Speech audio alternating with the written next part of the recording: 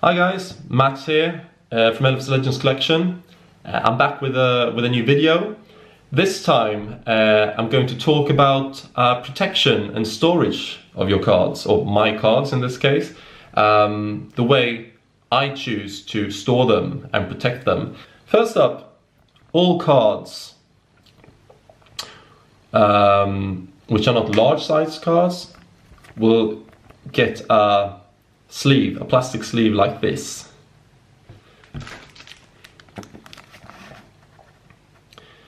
This is a very basic protection, but I think it's necessary, and all cards should have one of these. They should be put in one of these. Like this Match Attacks Alberto Moreno card.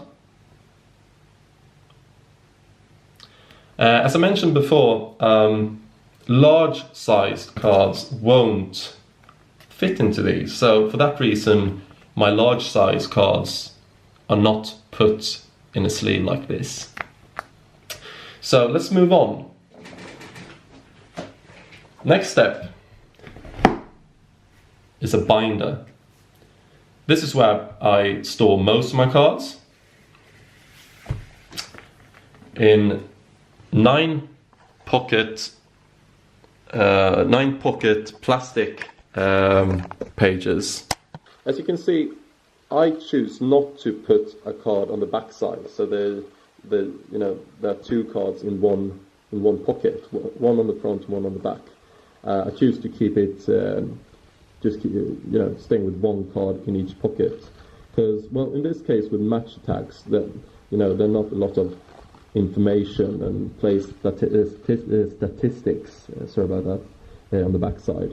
But like Futera, they got loads of statistics and information, tops as well, tops Premier Gold, for example.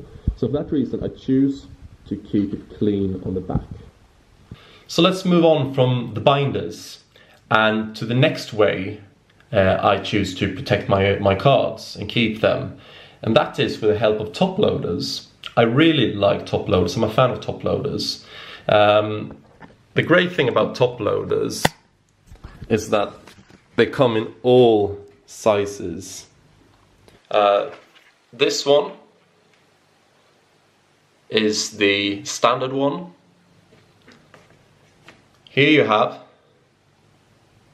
I know it's a bit blurry, but here you have a thicker one. And they even thicker ones, like this one. As you can see here, it's a lot thicker.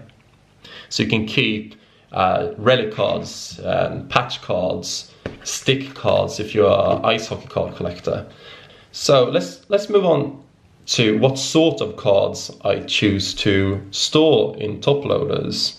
Because there are reasons why I choose not to put all of them in plastic pockets in binders. The cards which don't go into binders and plastic pockets in my collection anyway are the following: large size cards, small size cards, cards made out of thinner cardboard, stickers, and die-cut cards and pop-up cards. Let me go through each and every one to explain why I choose to do the way I do. And let's start with cards made out of thinner cardboard as well as stickers. The reason why I choose to put these into top loaders is because plastic pocket pages have a tendency to sort of bend. The form or the shape of the plastic pocket is sort of uneven. And what happens is that when you have a card made out of thin cardboard or like stickers, the card and sticker tend to follow the shape of the pocket. So basically, it ruins the card. The card changes its shape, so it becomes bent, and I don't like that. Next up, small size cards.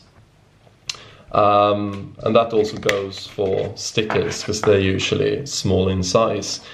The reason why I prefer to put them in top loaders, the reason for that is because if you put them in plastic pocket pages, they tend to wobble around in the pocket when you turn the page, and basically it doesn't look good. Then we have the large sized cards, and they come in various sizes, as you can see here. Some are like really big. And the reason why I choose to put them in top loaders instead of buying pages or pocket pages with fewer pockets in them but larger pockets is basically the same reason as with a thinner cardboard and stickers. The bigger or the larger a card is, bigger the chance that it bends and it follows the shape of the pocket. So that's why. Next up are the die cut cards. The reason why I choose to keep them in top loaders instead of pocket pages is because of their unorthodox shape. They don't follow the traditional rectangular card shape. So what that means is that there's a higher tendency for the card to be damaged because they're more like edges. Also, there are these pop-up cards, and I don't know if you can see it, but around McManaman, the player here, you can see there are kind of like lines going around him, and that's because you can push it out of the card and have it standing upwards when the card is down like this. I don't want that. And if you have this in a pocket, when you turn the page and the pocket is sort of bent, the risk is that the player here will loosen from the card. So once I put the card in a top loader, I then put the top loader in a box like this. Well, these are great because, you know, it's good storage for the top loaders. You can find pockets where you can put top loaders in it, but I choose not to because they're quite expensive. So, and I've got loads and loads of cards and stickers in top loaders, so that would be really expensive for me. But yeah, but these are good because, you know, you can have them organized. You can easily look through them like this. Also, if you, for example, moving, or if you are, you know, you're bringing the card somewhere, they also have a lid which you can put on top and seal the box so they don't fall out. So this is very good if you're moving the card somewhere. Before moving on to the next way of storage and protection, I'm just going to end this part with the top loaders with team bags. It's a further protection of the cards. If you've got a top loader with a card in it, you can put the top loader into the team bag, and then you can seal the team bag up here. So you can open it up and you can seal it again. And you know, if you have top loaders like this one with thicker cards in it, it might be a good idea actually to use team bags, because the opening up here where you slide in the card is so big and open, so there's a lot of space for dust to find its way into the top loader and the card. So if you have like high-end cards and really valuable cards, I think you should put them in one-touches and not top loaders. For example, here I have a Steven Gerrard auto card, and obviously I will put this one in a one-touch, because a one-touch is more like solid and hard plastic. You can't bend it, you know. Unlike the top loader, which, you know, it can be bent. It's still good protection for your cards, but it can be bent. But these are not rock solid, but they're really solid. And they also come in various sizes, at least in terms of like thickness. So this is like a standard size card. It's standard thickness. But if you have like jersey cards, relic cards of various kind, they tend to be thicker. Then you have top loaders for those as well.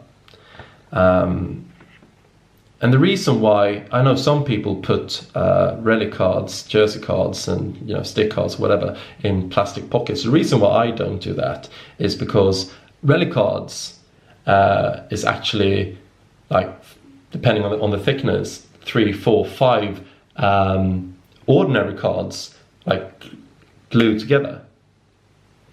And when you turn the page, just like with a pop-up card, if you're unlucky, the shape of the plastic pocket and you turning the page can damage the jersey card, because the glue sort of loosens, and that's the reason why I choose to keep all my jersey cards and relic cards in one touches.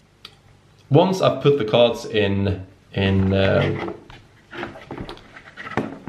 one touches, they can go into a box like like the top loaders, but I prefer to put them on display in my cabinet or on a shelf. So I just put them like this, and then they will be put in a cabinet like this, display cabinet. So that's it, guys. That's how I choose to store and protect my cards. But hopefully you found this video interesting and inspiring. And if you liked it, please do hit the subscribe button for more videos like this. So once again, thank you for watching, and see you soon again.